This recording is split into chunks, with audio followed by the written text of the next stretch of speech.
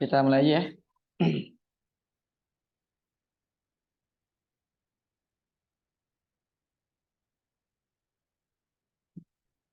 Bismillahirrahmanirrahim. Assalamualaikum warahmatullahi wabarakatuh. Waalaikumsalam warahmatullahi wabarakatuh. Alhamdulillahirabbil alamin. Allazi arsala rasulahu bil huda wa dinil haqq liyuzhirahu 'ala ad-dini kullihi wa kafa billahi shahida. Asyhadu an la ilaha illallah wahdahu la syarika lah. Asyhadu anna Muhammadan abduhu wa rasuluh la nabiyya ba'dah.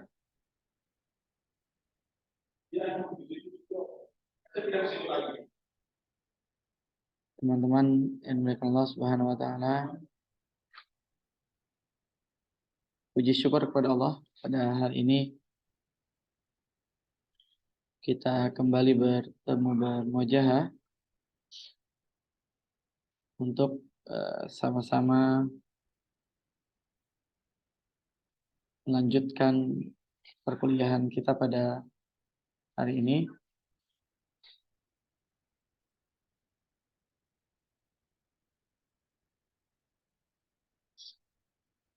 Insya Allah pada hari ini kita akan mengulas tentang bagaimana peradaban Islam terbentuk. Cuman karena ini bukan materi sirah nabawiyah, jadi saya akan mengulas dari masa kelahiran hingga menjadi nabi, tapi dalam konteks yang lebih luas, yakni konteks peradabannya ya.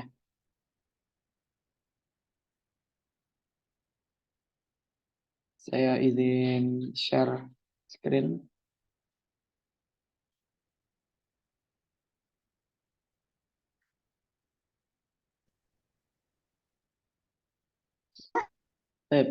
Sudah masuk gak?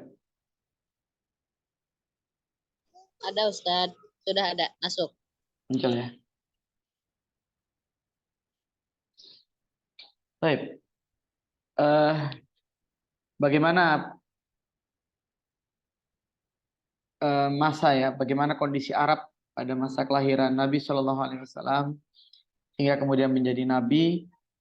Namun saya ingin membahas terlebih dahulu bagaimana kondisi Jazirah Arab itu ketika Nabi nanti dilahirkan. Kalau kita merujuk pada beberapa nas, baik di dalam surat Al-Maidah ayat 19 misalnya, dan juga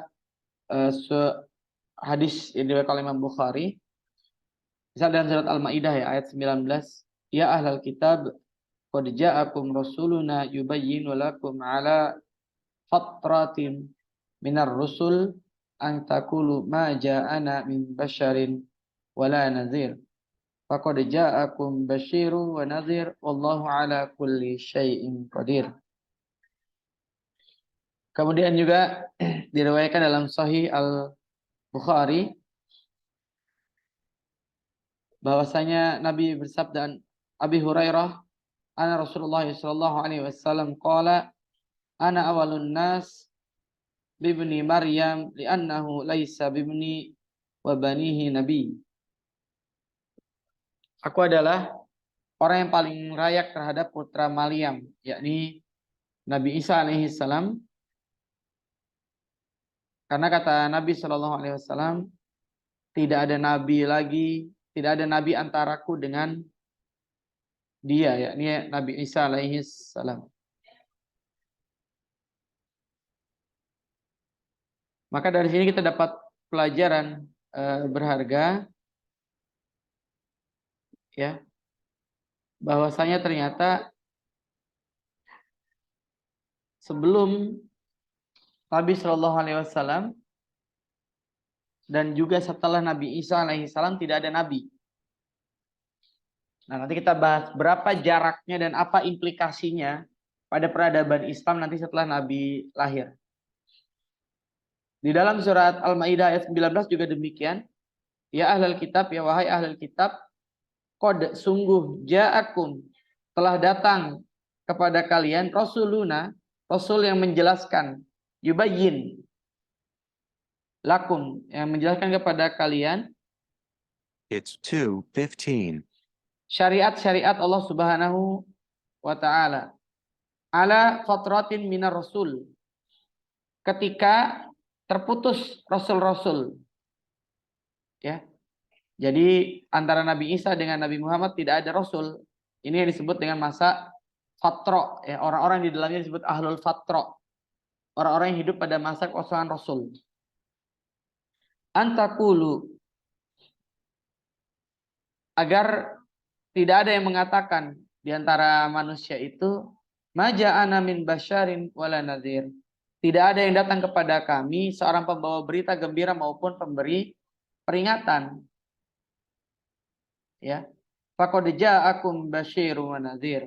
Sungguh telah datang kepadamu pembawa berita gembira dan juga pemberi peringatan. Wallahu ala kulli syai'in qadir. Dan Allah Maha Kuasa atas segala sesuatu. Jadi catatan pertama yang ingin saya sampaikan sebelum kelahiran Nabi Shallallahu Alaihi Wasallam, maka masa itu disebut dengan masa kekosongan wahyu. Apa tadi istilahnya?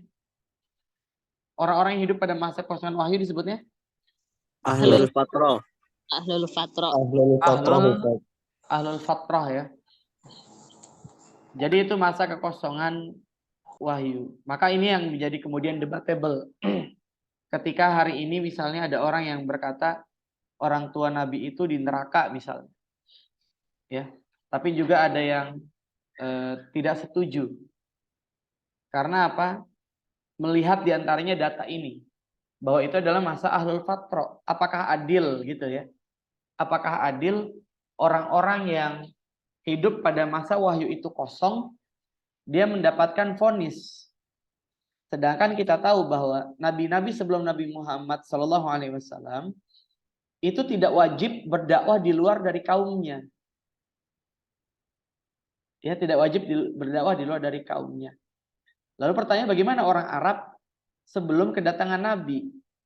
Kan dia tidak termasuk dalam Bani Israel gitu ya. Dia juga bukan keturunan Nabi Ishak. Lalu bagaimana posisi dia? Ini yang kemudian jadi perdebatan. Dan memang ini keduanya tidak bisa divalidasi.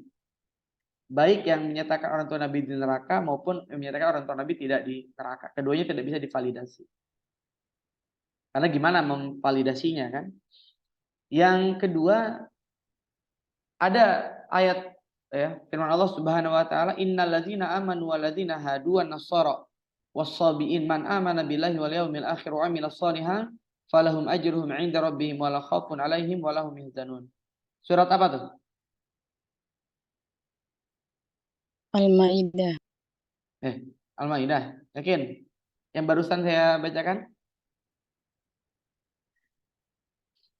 Innal ladzina amanu wal ladzina hadu wan nasara was-sabiin man amana billah.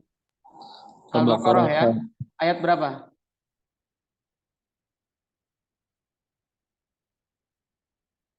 Surat Al-Baqarahnya betul ayatnya?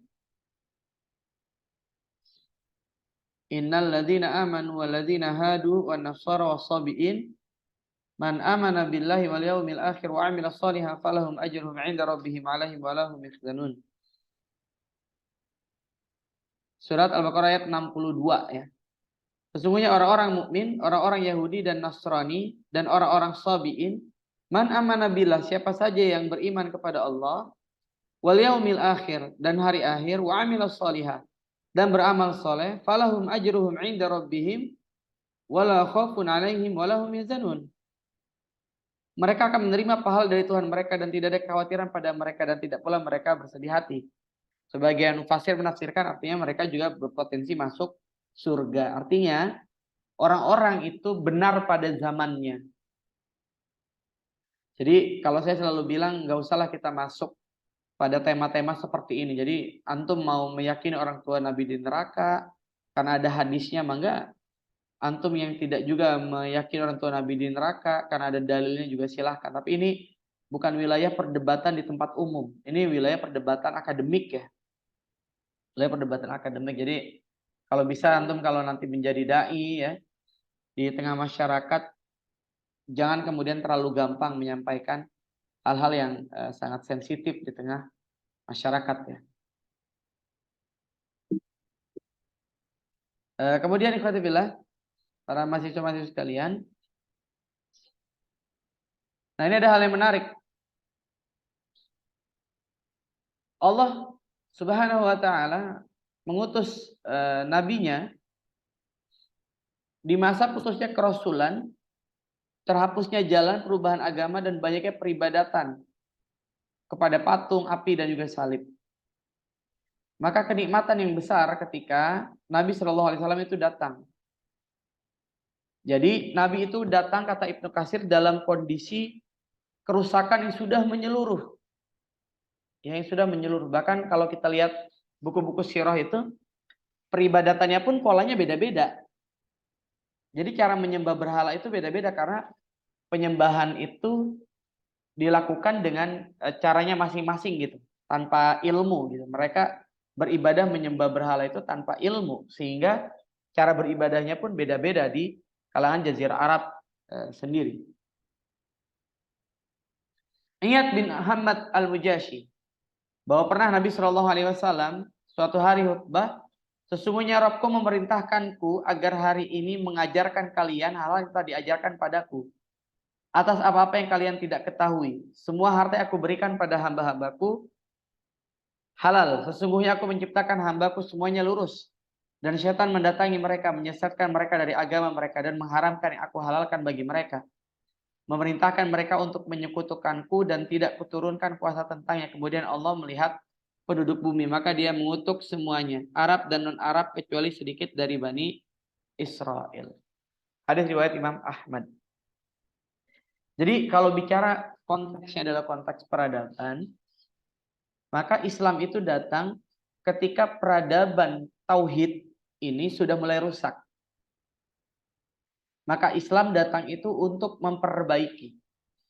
Karena Islam ini datang untuk memperbaiki peradaban pada waktu itu yang sudah mulai rusak, maka Islam ini harus kemudian punya karakter rahmatan lil alamin. Karena kerusakannya ini banyak, sedangkan dulu nabi-nabi itu sifatnya lokal. Ya kan kita udah pernah belajar ya bahwa pada satu masa bisa jadi ada beberapa nabi diutus ya di masa yang sama. Nah, nabi-nabi itu punya keunikan karena mereka berdakwah untuk kaumnya saja, terbatas geografis. Nah, maka bagaimana solusi agar kerusakan yang sifatnya menyeluruh ini bisa selesai? Maka karakteristik Islam itu rahmatan lil alam.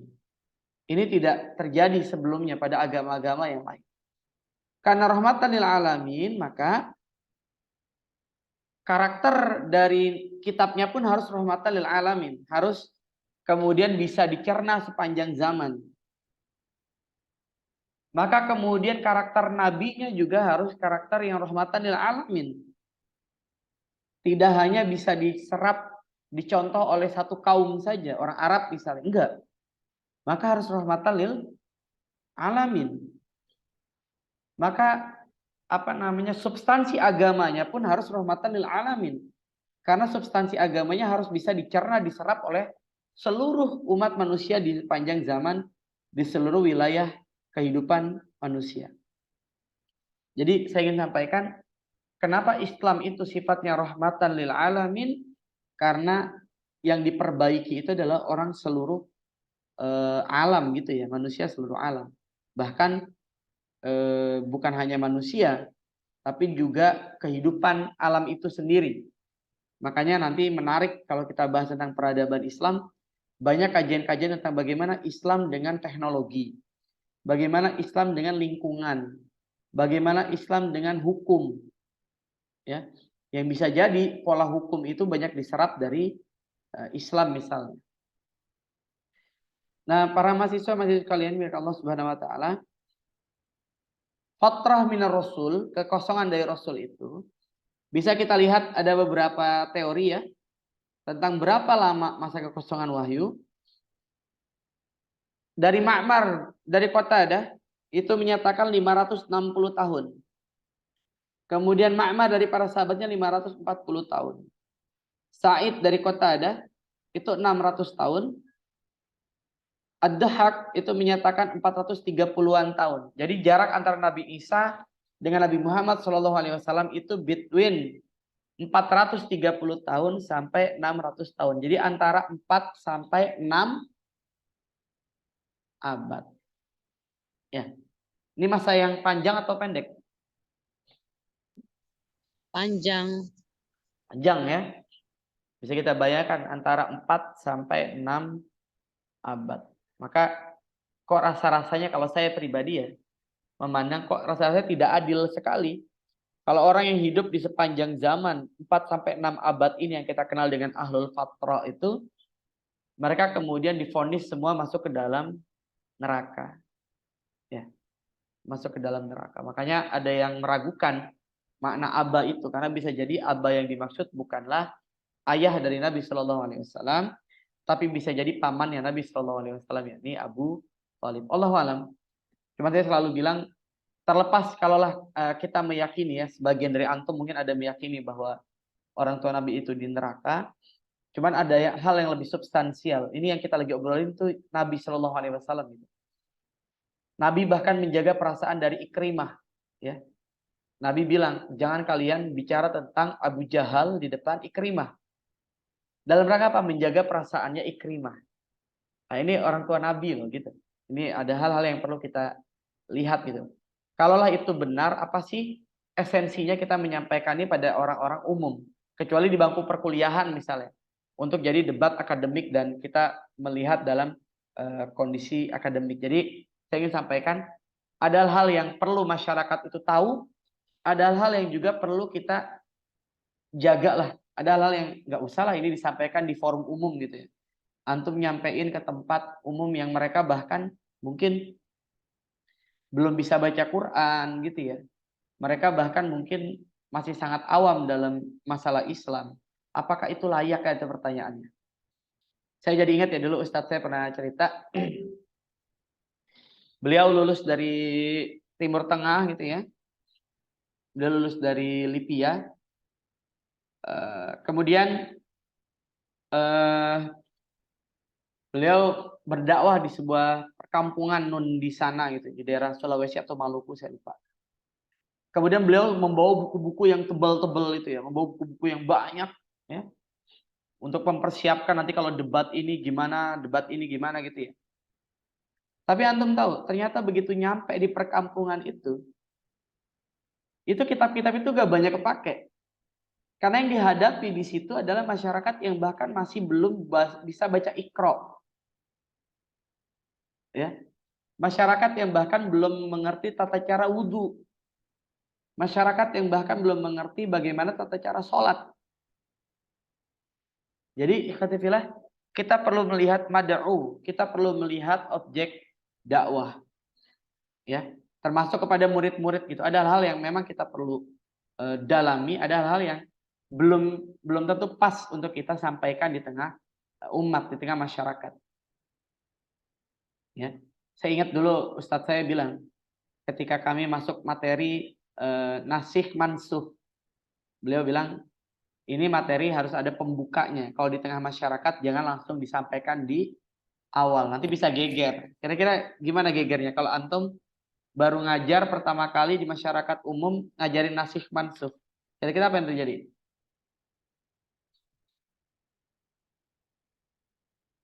Hah?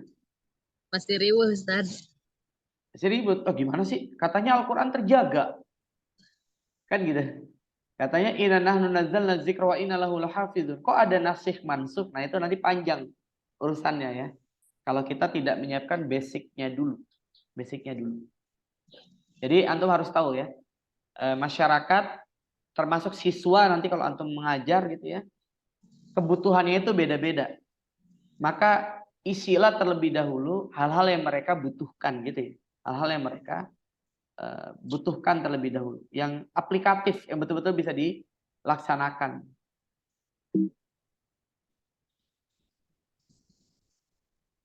Nah,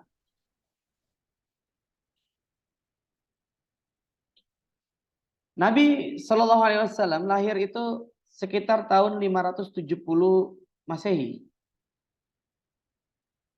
Ada pendapat di luar itu yang 4, pendapatnya Asy-Sya'bi. Antara Nabi Isa diangkat, ya, antara tahunnya Nabi Isa It's diangkat 2:30. dengan hijrahnya Nabi Shallallahu Alaihi Wasallam itu sekitar 933 tahun. Artinya Nabi hijrah itu usia beliau sekitar 53 tahun. Ya, sekitar 53 tahun. Jadi terbentang waktu yang sangat panjang. Maka ini yang perlu kita pelajari, bagaimana Islam kemudian mewarnai peradaban. Yang kita tahu peradabannya itu peradaban yang sudah rusak, tadi disampaikan ya para ulama kita. Peradaban yang sudah rusak karena tidak berpegang pada ajaran-ajaran Nabi sebelumnya. Sudah banyak distorsi karena jarak sekian abad yang cukup jauh. Apalagi kalau kita melihat pendapatnya Asy-Sya'bi ini 933 tahun, which is itu hampir 1000 tahun ya. Hampir 1 milenium. Jadi khotifillah, para mahasiswa sekalian, maka belajar tentang sejarah peradaban Islam, antum perlu melihat aspek ini dulu tuh. Jadi Islam muncul di tengah kondisi pemahaman agama masyarakat yang sudah mulai relatif menurun. Kecuali di kalangan tertentu yang jumlahnya tidak banyak, ahli kitab. Ada kerajaan-kerajaan besar, kita udah pernah bahas ya. Ada kerajaan apa saja?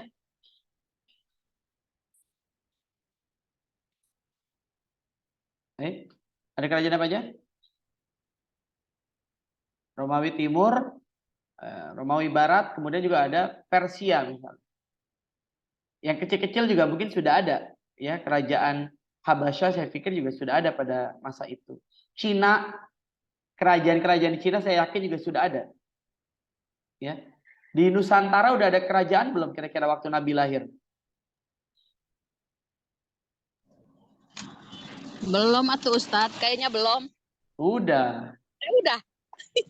Waktu Nabi lahir sudah ada kerajaan di Nusantara. Kerajaan Kutai, Kertanegara. Sudah ada kerajaan Salaka Negara.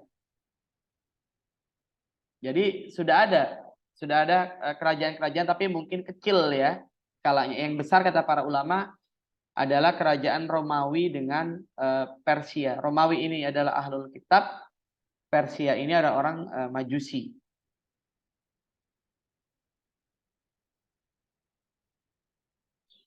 Jadi keadaan selain bangsa Arab dan juga keadaan bangsa Arab sama-sama rusaknya maksudnya.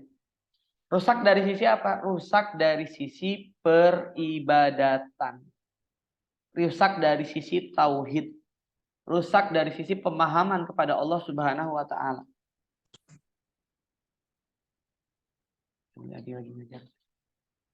Karena kita tahu misalnya di Nasrani, di Romawi ada pengangkatan Nabi Isa sebagai Tuhan gitu ya. Kemudian di Persia juga mereka menyembah berbagai hal, ada menyembah api, batu dan seterusnya. Jadi kalau bisa dibilang sama-sama rusak, rusaknya dari sisi ajaran agama. Rusaknya dari sisi pemahaman kepada Allah Subhanahu wa taala. Gitu ya. Tapi mungkin mereka maju dari sisi teknologi. Dari sisi teknologi mungkin mereka maju.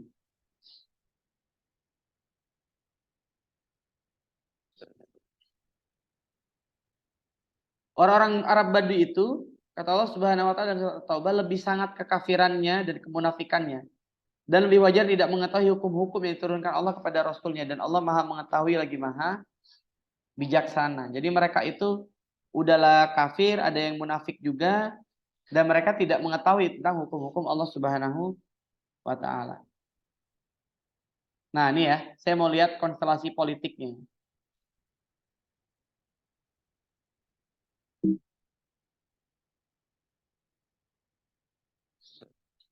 Atau perhatikan ya. Kelihatan nggak? Kelihatan, Ustaz. Jadi Jazirah Arab ya, wilayah-wilayah Arab ini dulu tuh antara dua kekuatan besar. Ada kekuatan Persia, sini ya. Ini Irak, Iran, ini Persia nih. Kemudian ada kekuatan Romawi ini di utaranya ini wilayah Syam. Wilayah Syam. Nah, tapi baik wilayah Persia maupun wilayah Romawi yang dulu Syam misalnya, sama-sama tidak meminati wilayah Arab. Nggak tertarik. Kira-kira kenapa mereka nggak tertarik? Kenapa mereka nggak tertarik untuk menguasai wilayah Jazirah Arab? Padang pasir tandus, Ustaz. Ya, padang pasir tandus, cuacanya ekstrim, panas gitu ya. Nah, justru disinilah Allah ingin membuktikan Islam itu ternyata bisa membawa peradaban. Jadi antum bisa bayangkan para sahabat Nabi Shallallahu Alaihi Wasallam, ya, orang-orang yang tadinya dianggap orang-orang yang bodoh, orang-orang yang jahil, orang-orang yang jauh dari cahaya ilmu, orang-orang yang jauh dari peradaban, ya, karena keadaan cuacanya dan memang lingkungannya juga yang tidak beradab, kemudian muncul menjadi orang-orang yang beradab sampai Al-Quran kemudian melabelkan Nabi dan para sahabat kuntum khairu ummatin ukhrijat linnas. Antum bisa bayangkan ya, mereka yang gelap dari ilmu pengetahuan, mereka yang pada awalnya gelap dari sisi peradaban, kebudayaan, ya, kemudian dilabelkan oleh Allah Subhanahu wa taala sebagai kuntum khairu ummatin ukhrijat linnas. Kira-kira kenapa bisa tiba-tiba jadi kuntum khairu ummatin? Kenapa? Karena agama kita memulai dengan tradisi ilmu. Ayat apa yang pertama kali turun? Al-Alaq. Iqra bismi rabbikal ladzi Khalaq. khalaq. Ya, Masya Allah ya. Jadi bayangkan antum coba deh flashback gitu ya. Yang tadinya nggak dilirik, nggak ada peradaban, tiba-tiba kemudian jadi pemimpin peradaban dunia sekian abad. Ya. Persia sama-sama dengan orang-orang Arab pada waktu itu ya. Persia itu sama dengan orang Arab, sama-sama tidak punya kitab samawi. Kalau Romawi enggak. Kalau Romawi tadi saya bilang, Romawi banyak ahlul kitabnya, mereka banyak memegang agama samawat. Namun juga pendeta-pendetanya juga banyak yang jahil juga, ya. Pendeta-pendetanya pada masa itu banyak juga yang jahil. Ada yang benar, ada yang juga jahil. Tapi sebagian besarnya ya jahil. Artinya penjahil ketika mereka mengambil dari kitab yang sudah tercampuri. Karena kita tahu ya, dalam sejarah ada pencampuran-pencampuran, penggantian-penggantian ayat. Ini yang tidak terjadi dalam Al-Quran. Karena Al-Quran itu terjaga oleh Allah Subhanahu wa Ta'ala. Kemudian, kalau dilihat antara Mekah, Madinah, ya, masyarakat Hijaz, itu lebih dekat dengan mana? Persia atau Romawi? Lebih dekat ke Persia, Pak. Lebih dekat dengan Persia. Karena ada kesamaan. Sama-sama tidak punya kitab samawi. Ya. Ahlul kitab itu jumlahnya sangat minim. Ada, mungkin ada ya. Karena kita tahu nanti di Arab juga ada Waraqah bin Naufal di Mekah. Di Persia juga ya, keluarganya Salman Al-Farisi itu juga orang-orang yang pintar, ya, punya pengetahuan lebih terkait dengan agama. Tapi secara mayoritas memang rusak. Jadi apa pelajaran penting ikhwati fillah? Sahabat Nabi Shallallahu Alaihi Wasallam dilabelkan kuntum khairu ummatin ukhrijat linnas karena mereka punya tradisi ilmu, punya tradisi baca, dan nanti dikembangkan oleh masa Umayyah, Abbasiyah, dimulailah tradisi menulis. Jadi tradisi baca, tradisi tulis ini tradisi Islam.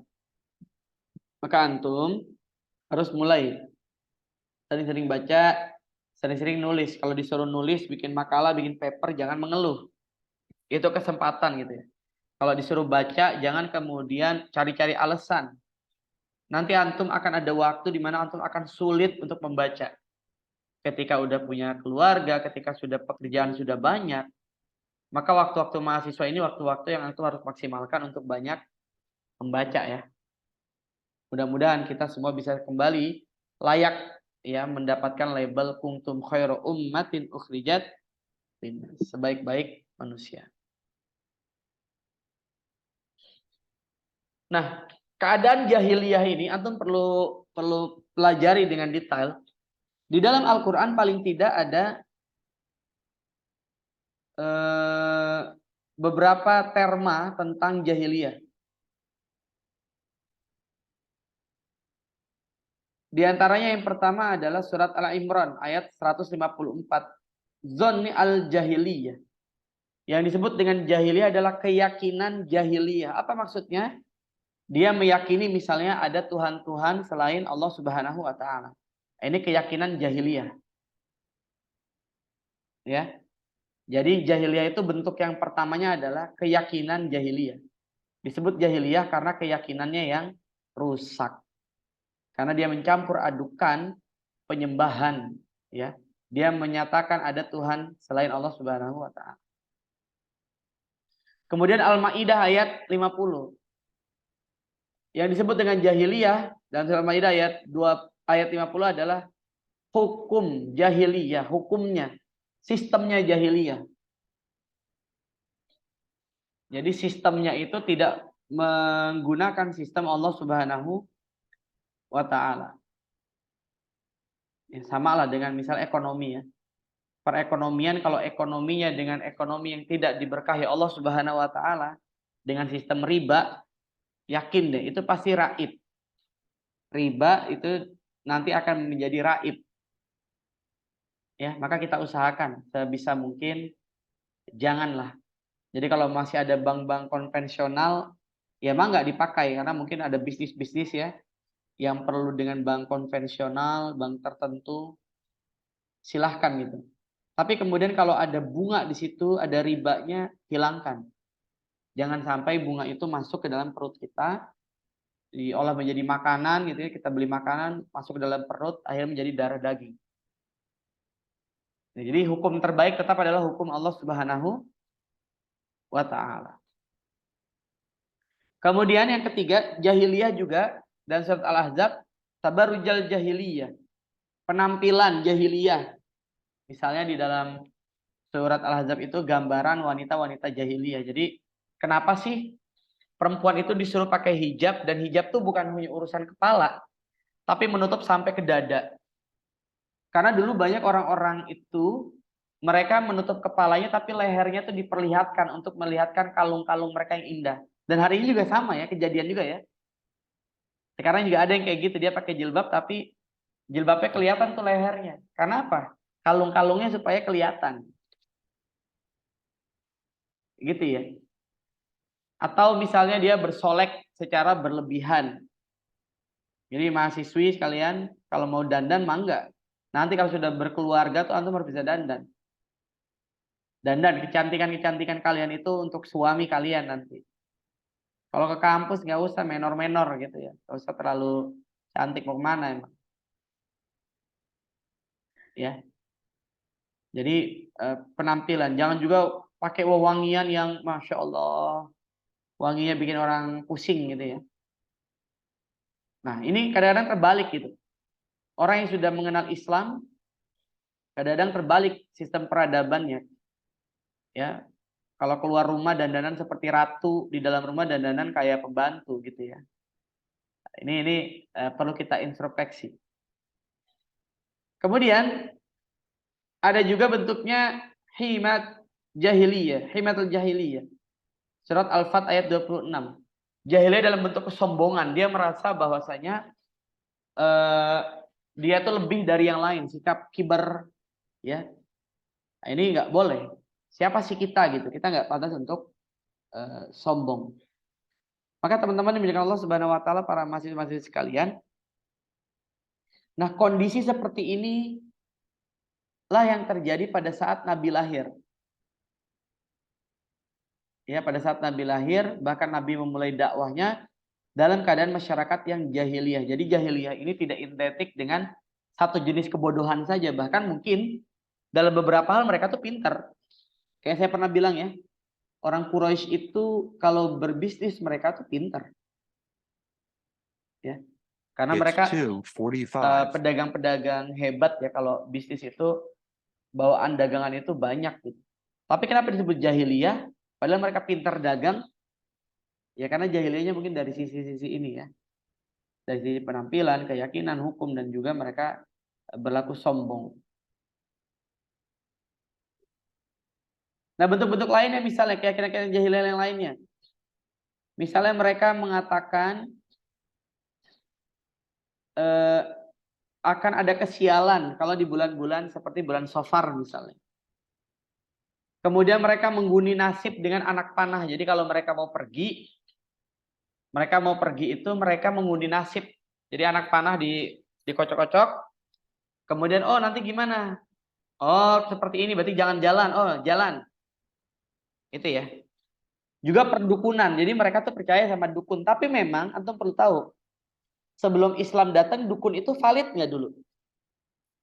Sebelum agama Islam datang tuh dukun-dukun banyak yang hebat nggak?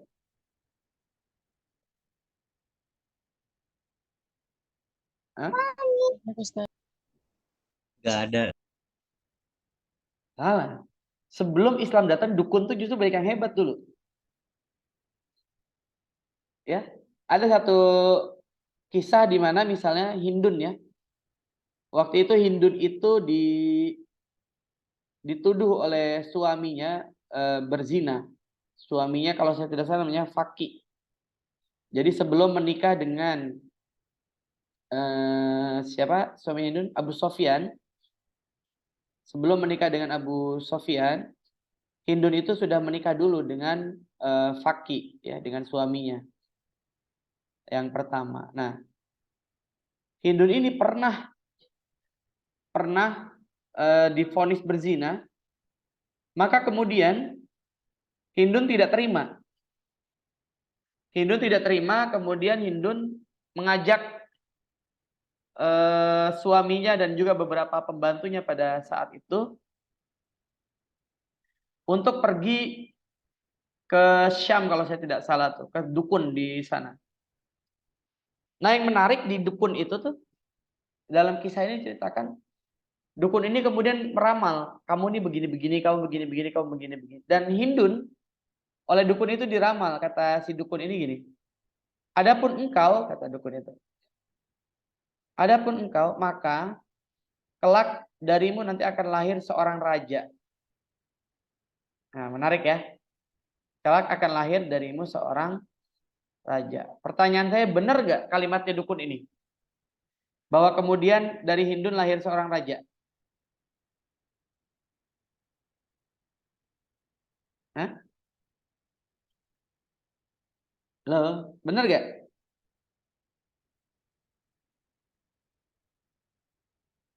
Benar. Benar. Benar ya. Bahwa kelak darimu akan lahir seorang raja.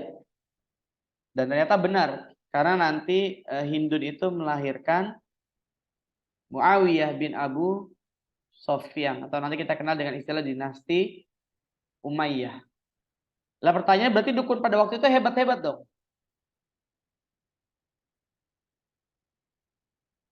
Jawabannya iya. Dukun sebelum Islam datang itu hebat-hebat. Ya. Karena apa? Mereka bekerja sama dengan para jin dan para jin itu berhasil mencuri informasi dari langit. Ya. Sehingga dukun-dukun tuh kelihatan hebat-hebat. Tapi begitu Al-Qur'an diturunkan, maka tidak ada lagi jin-jin yang bisa mencuri informasi dari langit. Gitu. Kenapa?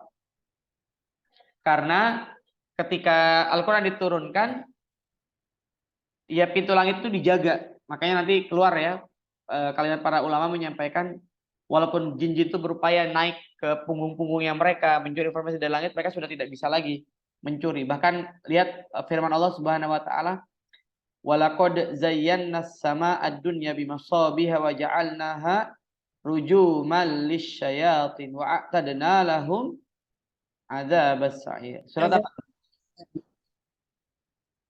Al-Mulk. Surat Al-Mulk ya.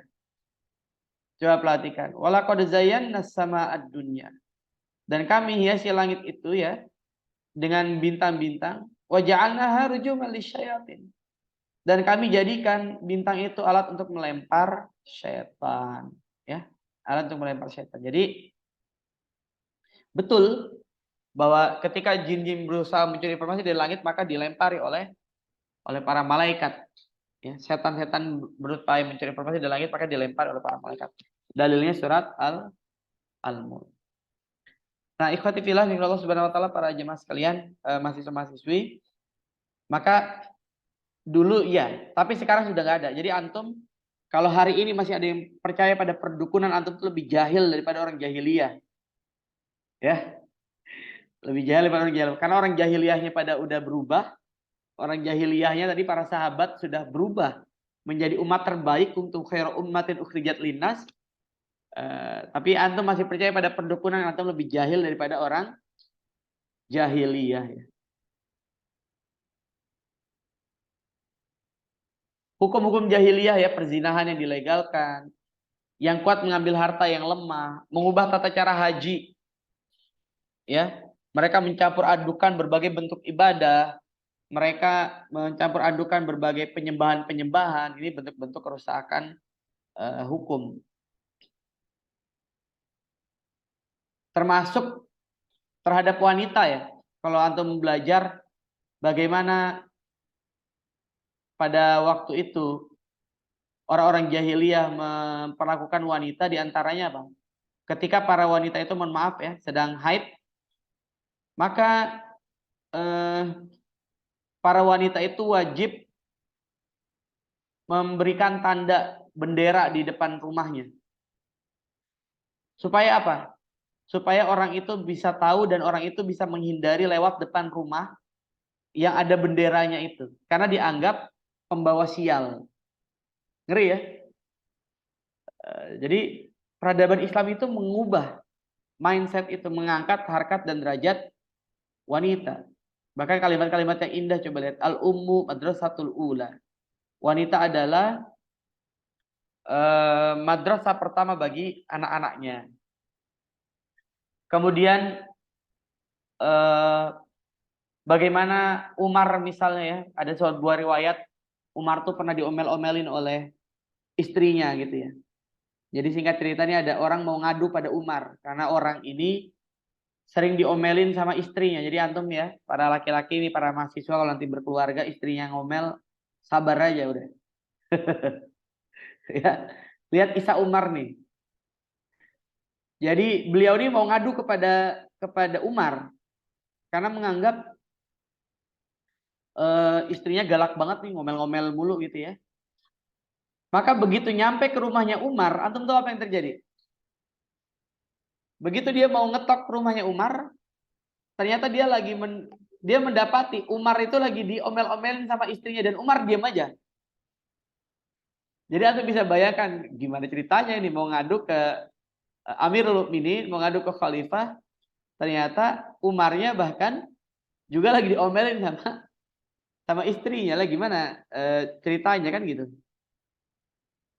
Maka orang ini pun pergi. Begitu pergi ternyata Umar ngeliat orang ini pergi, Umar langsung negor, dia ada apa? Kata orang ini, saya mau ngadu sama engkau, wahai Amirul Mukminin. Istri saya begini, tapi saya pun mendapati engkau juga lagi diomelin sama istrimu. Apa kata Umar? Ya saya bersabar. Karena apa? Saya tidak bisa tanpa dia. Yang memasakkan makanan saya dia, ya. Yang mencuci pakaian saya dia. Yang mengurusi anak-anak saya dia. Yang menyusui, mengandung, melahirkan anak-anak saya itu dia. Maka bersabar, kata Umar. Ya, kita ini nggak ada apa-apanya. Makanya Masya Allah ya, jumlah janda kenapa lebih banyak daripada duda? Karena wanita itu bisa hidup tanpa laki-laki. Tapi laki-laki itu nggak bisa hidup tanpa wanita. Ya.